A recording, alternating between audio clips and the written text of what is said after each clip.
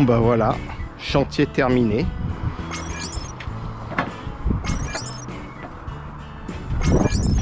Alors tu vois cette tuile là, c'est une tuile mécanique.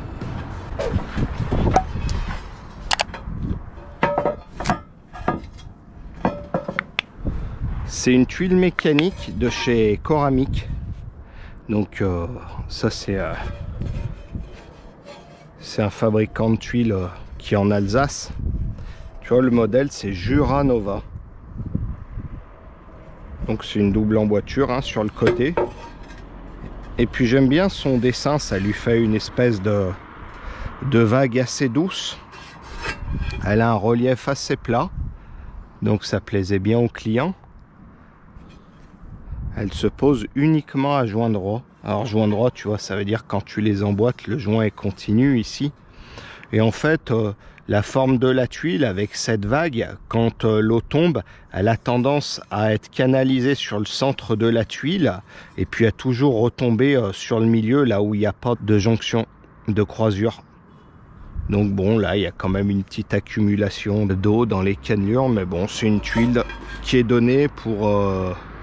je sais plus exactement la pente, mais bon, là, il y a largement assez, je te l'afficherai certainement sur la vidéo. Donc on fait un petit peu le tour de cette toiture. Donc tu vois, je me suis fait des arrêtiers. Les arrêtiers, j'ai mis un closoir dessous. Tu vois, j'ai pris garde à prendre la bonne taille pour pas qu'il dépasse sur le côté, parce que ça fait moche, même si c'est un aluminium rouge, donc qui est teinté comme la couleur de la tuile. Moins on voit d'aluminium, plus c'est esthétique. Donc ça c'est important.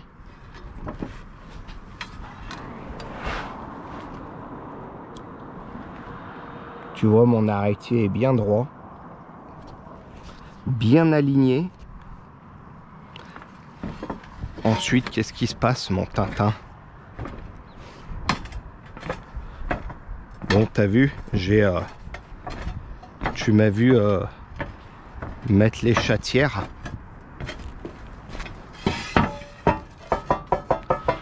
Alors les chatières, qu'est-ce que c'est?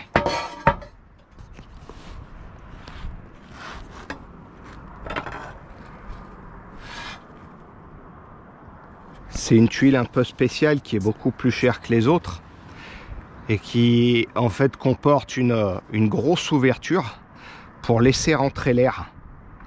Donc le but c'est de laisser ventiler la sous-couverture entre l'écran sous-toiture et le dessous de la tuile et le littelage quoi, si tu préfères. Donc là il y a une petite grille plastique que j'ai collée pour qu'elle tienne en place, hein, qu'elle tombe pas avec le temps. Bon, ça c'est une petite grille anti-rongeur ou anti-oiseau pour pas qu'il rentre sous le comble. Donc ces tuiles, faut en mettre un certain nombre au mètre carré, suivant si ton comble est aménageable ou comble perdu. C'est pas les mêmes volumes à ventiler. Et donc logiquement, les chatières, tu les poses en bas de pente. L'air va s'engouffrer en bas de pente et puis elle va remonter et elle va ventiler par les faîtages et les arrêtiers sous lesquels j'ai mis un closoir ventilé, donc qui laisse passer l'air. Et c'est pour ça que je mets pas de chatière en partie haute de ma toiture. Sur les anciennes maisons, lorsque les faîtages étaient scellés, faîtages arrêtiers scellés, les faîtages et arrêtiers pouvaient pas ventiler. Donc en fait ce qu'on faisait, on mettait des chatières en bas de pente et puis des chatières en haute pente pour créer un courant d'air quoi. Donc moi je les ai mis mes chatières au quatrième rang. Je trouve que ça va bien parce que tout le rang du bas, ça a beau être une tuile à relief plat, quand elle est posée sur le bord du toit, il y a quand même de l'air qui rentre en bas de pente. Donc on peut dire que tout l'égout est un minimum ventilé. grâce à tous les reliefs qu'il y a ici. Donc ensuite on récupère un peu d'air aussi au 4e rang. Il y a aussi de l'air qui va rentrer sous l'arêtier en partie basse. Et puis après toute cette air va monter et puis ressortir par le haut. Donc tu vois, je me suis mis 2 chatières sur ce versant. Et une chatière sur les croupes. Voilà. Après, quand tu fais un isolant mince en aluminium, il faut augmenter le nombre de chatières. Parce que la réverbération des infrarouges que cause l'aluminium, ça cause une surchauffe de la sous-couverture. Donc il faut accentuer sa ventilation. Ensuite, là, tu vois, j'ai mis une tuile à douille. Et là, j'en ai mis une deuxième. Je t'ai fait voir tout à l'heure comment je l'ai posée.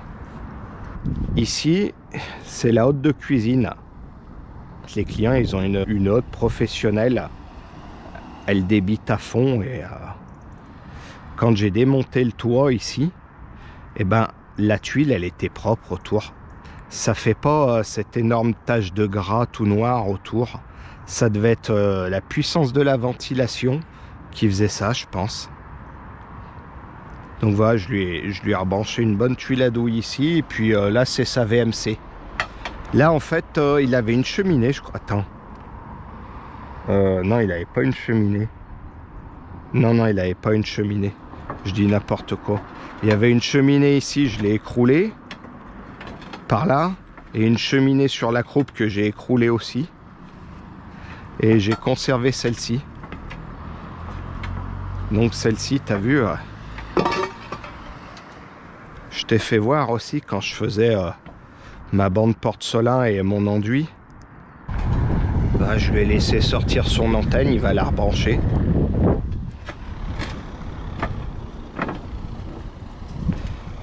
Et j'ai fait un autre truc aussi.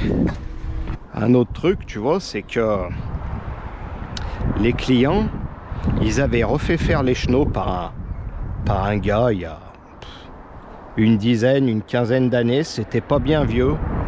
Donc dans un souci d'économie, je leur ai dit bon, on va pas changer les chenaux. On va les conserver comme ils sont bons encore. Ils peuvent faire de nombreuses années.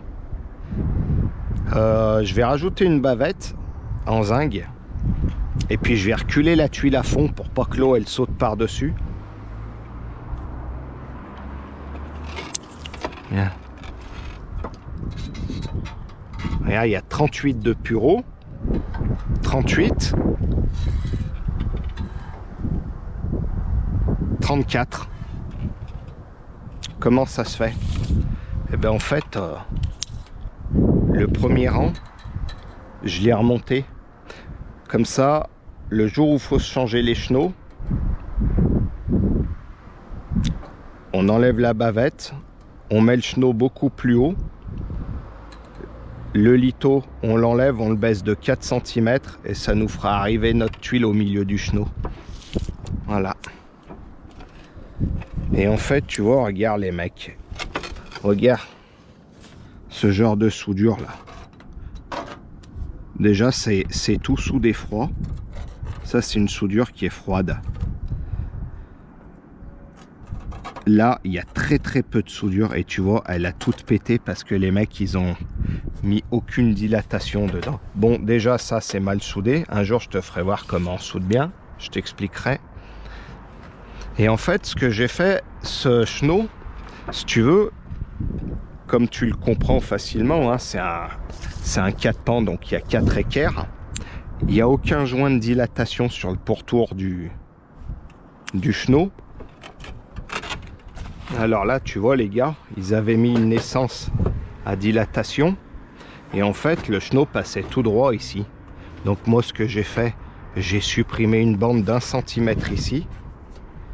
En fait, j'ai coupé le chenot en deux. Comme ça, cette partie dilate. Cette partie dilate aussi. Comme ça, ça me protège les équerres.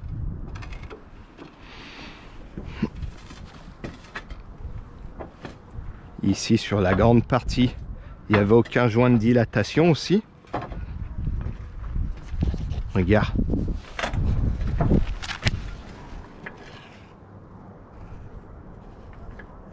T'as vu comme c'est soudé maigre, ça a pas cassé pourtant. C'est l'équerre là-bas qui avait cassé. Donc ce que j'ai refait, moi j'ai repris l'équerre. Là il y avait une naissance soudée. Je l'ai enlevé, j'ai rajouté une naissance agrafe. Donc une naissance dilatation. Comme ça, ça me fait ma dilatation au milieu. Ça me protège cette équerre et celle-là, là-bas. Et ici, je suis revenu. J'ai gardé l'ancien et j'ai soudé un joint de dilatation. Comme ça, ça me protège mon équerre ici et l'équerre là-bas. Et tu vois, dans mon joint de dilatation, donc, c'est une bande en zinc avec un joint néoprène au milieu. Là, il y a des punaises. Et moi, sur le joint, je mets un bout de zinc pour le protéger du soleil. Parce que les UV du soleil, ça crame le caoutchouc, ça crame le néoprène. Puis après, là, je me suis refait un petit boudin pour me faire un cache. Voilà. Et puis le chenot là-bas, bon bah, advienne que pourra. S'il faut revenir faire une soudure ou quoi, je reviendrai. Mais bon, je pense qu'il tiendra au moins une bonne vingtaine d'années encore. Parce qu'au début, le stoa, il n'était pas prévu d'être refait. Il y avait des arrêtiers scellés, bah tu vois, comme là-bas. Il y avait des arrêtiers scellés de partout, avec des tuiles cassées dedans. On trouvait plus les tuiles pour réparer. Puis si on commençait à casser l'arrêtier pour remplacer des tuiles, fallait tout le péter, tout le refaire. Comme on les retrouvait plus, il était convenu après de refaire un versant, enfin un petit croupe, récupérer la tuile pour refaire tous les arrêtiers et refaire juste celui-là à neuf, tomber des cheminées. Puis au final, les clients ils ont dit il faut mieux tout refaire. C'est pour ça que bon, le budget était quand même un peu limité et puis ils ont pas refait les chenaux. On a mis les bavettes et puis c'est bien bon mon Tintin. C'est bien bon.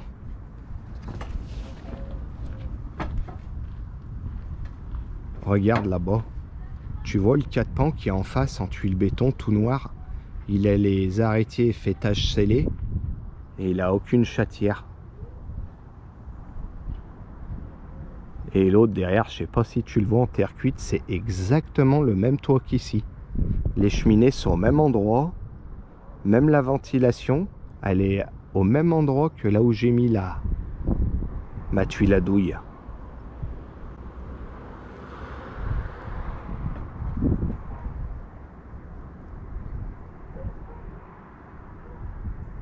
Tu vois, c'est joli là-bas parce que tu as des champs de blé, ça fait tout doré avec le soleil. Puis en plus, la couleur, elle ressort bien parce qu'en arrière-plan, là-bas, t'as la forêt avec les arbres bien verts. Tu vois, tu as des nuances de vert clair et de vert foncé. Ça fait joli avec le soleil. Et au fond, là-bas, c'est la chaîne du Bugey. Tu vois, c'est des montagnes dans l'Ain. Ça sépare un petit peu la plaine de l'Ain du pays de Gex et de la Savoie. C'est un peu des chaînes de montagnes qui montent à peu près à 1000 mètres. Tu vois, à peu près à 1 heure d'ici, il y a le plateau du Rotor. Il monte à 1000 mètres. Et puis, l'hiver, il est bien enneigé. Puis, tu as des balades en traîneau avec des chiens de traîneau à faire, du ski de fond. Tu peux faire de la luge. Ils avaient même tourné un film avec des loups là-bas. C'est bien sauvage, c'est sympa. Puis, tu as le col de la Lèbe aussi qui monte à 1000 mètres. Et puis là-haut, tu as un observatoire. Et si tu y vas le premier week-end du mois d'août, tu peux faire la nuit des étoiles. Tu as des astronomes amateurs qui sortent leur télescope et puis tu peux regarder avec eux. Ils t'expliquent un peu les constellations, les galaxies, tout ça. C'est sympa. Donc, si tu vas un peu loin dans le Bugey, là-bas, bon, bah, tu arrives après sur Nantua, le lac de Nantua. Oyonnax, puis après tout là-bas